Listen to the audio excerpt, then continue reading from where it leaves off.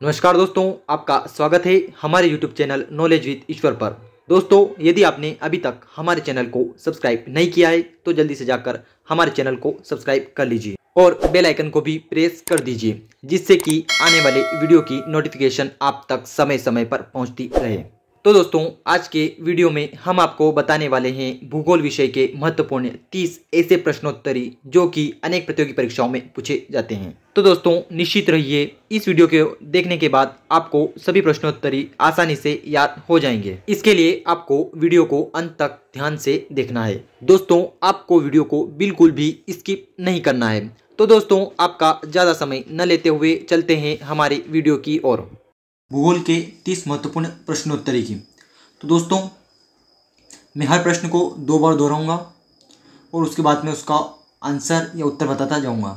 तो चलिए दोस्तों, शुरुआत करते हैं हमारे पहले प्रश्न से। पहला प्रश्न है आपका, निम्नलिखित में से किस देश में लोयस घास के मैदान नहीं पाए जाते हैं? निम्नलिखित में से किस देश में लोयस घास के मैदान नहीं पाए जाते हैं? तो दोस्तों, आपके आंसर है अर्जेंटीना, न्यूजीलैंड, यूक्रेन एवं कंबोडिया। तो दोस्तों, यहाँ पर कंबोडिया जो है वह आपका सही उत्तर होगा। चलिए दोस्तों, चलते हैं हमारे दूसरे प्रश्न की ओर। दूसरा प्रश्न है आपका, निम्नलिखित में से कौन सी गैस ज्वालामुखी उद्भेदन के समय नहीं निकलती है? निम्नलिखित में से कौन सी गैस ज्वालामुखी उद्भेदन के समय नहीं निकलती है? तो दोस्तों, ऑक्सीजन जो है वह ज्वालामुखी उद्भेदन के समय में नहीं निकलती है। चलिए दोस्तों, चलते हैं अगले प्रश्न की ओर। अगला प्रश्न है आपका, विश्व का सर्वाधिक ज्वालामुखी वाला क्षेत्र कौन सा है? विश्व का सर्वाधिक ज्वालामुखी वाला क्षेत्र कौन सा है? आपको उस क्षेत्र को बताना है जिसमें सर्वाधिक ज्वालामुखी है। तो दोस्तों, सेकेंड फिलीपाइन द्वीप समूह जो है उसमें सर्वाधिक ज्वालामुखी है। चलिए दोस्तों, चलते हैं अगले प्रश्न की ओर। अगला प्रश्न है हमारा चौथा प्रश्न, जावा और सुमात्रा द्वीप किस देश में है? जावा और सुमात्रा द्वीप किस देश में है? तो दोस्तों, जावा और सुमात्रा द्वीप जो है वह इंडोनेशिया में है। किस में है? इंडोनेशिया में। जावा और सुमात्रा द्वीप इंडोनेशिया में है और इंडोनेशिया एशिया में है। किस में है? एशिया में।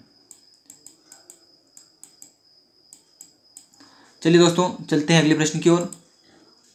अगला प्रश्न है आपका, भारत एवं बांग्लादेश के मध्य विवाद किस द्वीप को लेकर है? महत्वपूर्ण प्रश्न है दोस्तों कि भारत एवं बांग्लादेश के मध्य विवाद किस द्वीप को लेकर है? तो दोस्तों, सेकेंड न्यूमर द्वीप को लेकर भारत एवं बांग्लादेश के मध्य में विवाद है। चलिए दोस्तों, चलते हैं अगले प्रश्न की ओर। अगला प्रश्न है आपका, कोलकाता किस नदी के किनारे बसा हुआ है? कोलकाता किस नदी के किनारे बसा हुआ है? तो दोस्तों, कोलकाता जो है वह चौथा हुगली के किनारे बसा हुआ है। चलिए चलते हैं अगले प्रश्न की ओर। सातवां प्रश्न है आपका, भारत और श्रीलंका के मध्य किस द्वीप को लेकर विवाद है? भारत और श्रीलंका के मध्य किस द्वीप को लेकर विवाद है? तो दोस्तों, कच्चा तिबू जो द्वीप है उसको लेकर भारत और श्रीलंका के मध्य में विवाद है। किसके मध्य विवाद है? भारत और श्रीलंका के मध्य में विवाद है। और दोस्तों, जो नवमोर जो द्वीप था उसको लेकर किन 2 देशों में विवाद है? तो दोस्तों, जो हमने 5वां प्रश्न देखा था उसमें हमने देखा था कि नवमोर द्वीप जो है उसके लिए भारत और बांग्लादेश के मध्य में विवाद चल रहा है। चलिए दोस्तों, चलते हैं अगले प्रश्न की ओर। 8वां प्रश्न है आपका, एशिया का सबसे बड़ा द्वीप कौन सा है? एशिया का सबसे बड़ा द्वीप कौन सा है? तो दोस्तों, जो बार्नियो जो द्वीप है, बार्नियो, यह एशिया का सबसे बड़ा द्वीप है। कौन सा द्वीप? बार्नियो। बार्नियो द्वीप एशिया का सबसे बड़ा द्वीप है। चलिए चलते हैं अगले प्रश्न की ओर। 9वां प्रश्न है आपका, एशिया का सबसे बड़ा लौह इस्पात उत्पादक देश कौन सा है? एशिया का सबसे बड़ा लौह इस्पात उत्पादक देश कौन सा है? दोस्तों, जो सेकंड नंबर का आंसर है आपका चीन एशिया का सबसे बड़ा लौह इस्पात उत्पादक देश है। चलिए चलते हैं अगले प्रश्न की ओर। अगला प्रश्न है आपका 10वां प्रश्न, निम्नलिखित में से कौन सी एक घटना धरातल पर घटित नहीं होती? ध्यान देने योग्य बात है दोस्तों, निम्नलिखित में से कौन सी एक घटना धरातल पर घटित नहीं होती है? ज्वालामुखी, अपक्षय, अपर्दन एवं सुनामी। तो दोस्तों, ज्वालामुखी जो है वो धरातल पर होती है। ज्वालामुखी जो है वो धरातल पर होती है। अपक्षय की क्रिया भी धरातल पर होती है, अपर्दन की क्रिया भी धरातल पर होती है, पर दोस्तों जो सुनामी है वह धरातल पर नहीं होती है। तो दोस्तों सुनामी कहाँ पर होती है? सुनामी जल में आती है। तो जो चौथा आंसर है आपका सुनामी, वह रॉन्ग होगा। चलिए चलते हैं अगले प्रश्न की ओर। 11वां प्रश्न है आपका, सिस्मोग्राफी किसका विज्ञान है? सिस्मोग्राफी किसका विज्ञान है? दोस्तों सिस्मोग्राफी जो है वह भूकंप का विज्ञान है। सेकेंड आंसर है आपका भूकंप, सिस्मोग्राफी भूकंप का विज्ञान है। चलिए दोस्तों चलते हैं अगले प्रश्न की ओर। 12वां प्रश्न, भारत का प्रथम राष्ट्रीय उद्यान कौन सा है? भारत का प्रथम राष्ट्रीय उद्यान कौन सा है? तो दोस्तों भारत का प्रथम राष्ट्रीय उद्यान कान्हा किसली राष्ट्रीय उद्यान है, जो कि मध्य प्रदेश में है। चलिए चलते हैं अगले प्रश्न की ओर। 13वां प्रश्न है आपका, गिर राष्ट्रीय उद्यान जो एशियाई शेरों के लिए प्रसिद्ध है स्थित है। दोस्तों आपको बताना है कि वह किस राज्य में स्थित है। झारखंड में, छत्तीसगढ़ में, गुजरात में एवं हिमाचल प्रदेश में। दोस्तों तीसरा जो आंसर है आपका गुजरात, वह सही होगा। गिर राष्ट्रीय उद्यान गुजरात में स्थित है। चलिए चलते हैं हमारे 14वें प्रश्न की ओर। 14वां प्रश्न है आपका, फूलों की घाटी है। फूलों की घाटी है। दोस्तों आपको फूलों की घाटी बताना है। उत्तराखंड, जम्मू कश्मीर, हिमाचल प्रदेश एवं केरल। दोस्तों यहाँ पर जो उत्तराखंड है वह आपका सही आंसर होगा। उत्तराखंड को फूलों की घाटी भी कहा जाता है। चलिए चलते हैं हमारे अगले प्रश्न की ओर। 15वां प्रश्न है आपका, अभ्यारण्य राइनो के लिए जाना जाता है। अभ्यारण्य राइनो के लिए जाना जाता है। आपके आंसर है काजीरंगा, गिर, अब रणथंबोर एवं कार्बेट। तो दोस्तों यहाँ पर फर्स्ट जो आंसर है आपका काजीरंगा, वह सही होगा। चलिए चलते हैं अगले प्रश्न की ओर। 16वां प्रश्न है आपका, केवलादेव घाना पक्षी विहार कहाँ स्थित है? दोस्तों यह प्रश्न कई प्रतियोगी परीक्षाओं में पूछा जा चुका है। केवलादेव घाना पक्षी विहार कहाँ स्थित है? केवलादेव घाना पक्षी विहार कहाँ स्थित है? 16 प्रश्न है आपका। इसका आंसर है अलवर राजस्थान, भरतपुर राजस्थान, जयपुर राजस्थान एवं जोधपुर राजस्थान। तो दोस्तों केवलादेव घाना पक्षी विहार जो है वो भरतपुर राजस्थान में स्थित है। भरतपुर राजस्थान, सेकेंड आंसर आपका सही होगा। चलिए चलते हैं अगले प्रश्न की ओर। कौन सा अभ्यारण्य जंगली हाथियों के लिए प्रसिद्ध है? कौन सा अभ्यारण्य जंगली हाथियों के लिए प्रसिद्ध है? आपके आंसर है चंद्रप्रभा, मानस, बांदीपुर एवं पेरियार। तो दोस्तों फोर्थ आंसर आपका पेरियार सही होगा। चलिए चलते हैं अगले प्रश्न की ओर। अगला प्रश्न है आपका, जॉर्डन नदी किस सागर में गिरती है? जॉर्डन नदी किस सागर में गिरती है? कैस्पियन सागर में, मृत सागर में, भूमध्य सागर में एवं लाल सागर में। तो दोस्तों जॉर्डन नदी कैस्पियन सागर में गिरती है। फर्स्ट आंसर आपका कैस्पियन सागर सही होगा। चलिए चलते हैं अगले प्रश्न की ओर। 19वां प्रश्न है आपका, वह कौन सी नदी है जो समुद्र में मिलने से पहले मरुस्थल में से होकर गुजरती है? वह कौन सी नदी है जो समुद्र में मिलने से या गिरने से पहले मरुस्थल में से होकर गुजरती है? मिसिसिपी, कोलोराडो, अमेजन एवं राइन। तो दोस्तों जो कोलोराडो जो है नदी, वह आपके सही आंसर होगा। चलिए चलते हैं अगले प्रश्न की ओर। 20वां प्रश्न है आपका, सबसे खारा या लवणीय सागर कौन सा है? सबसे खारा या लवणीय सागर कौन सा है? दोस्तों फोर्थ आंसर मृत सागर आपका सही होगा। सबसे खारा या लवणीय सागर मृत सागर है, जिसमें मछलियां नहीं पाई जाती हैं, जिसमें मछलियां नहीं पाई जाती हैं। चलिए चलते हैं अगले प्रश्न की ओर।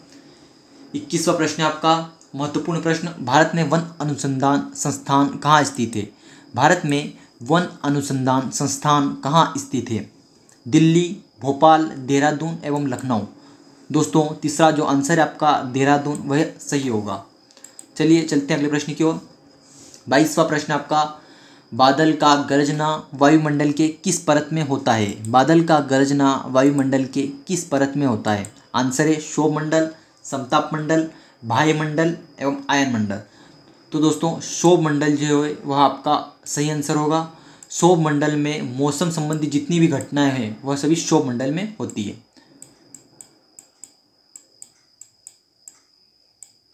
मौसम संबंधी जितनी भी घटनाएं हैं वह सभी किस में होती है?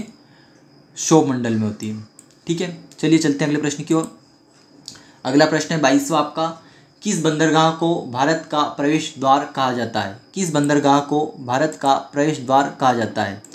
कांडला बंदरगाह को, कोचिन बंदरगाह को, विशाखापट्टनम को या मुंबई बंदरगाह को।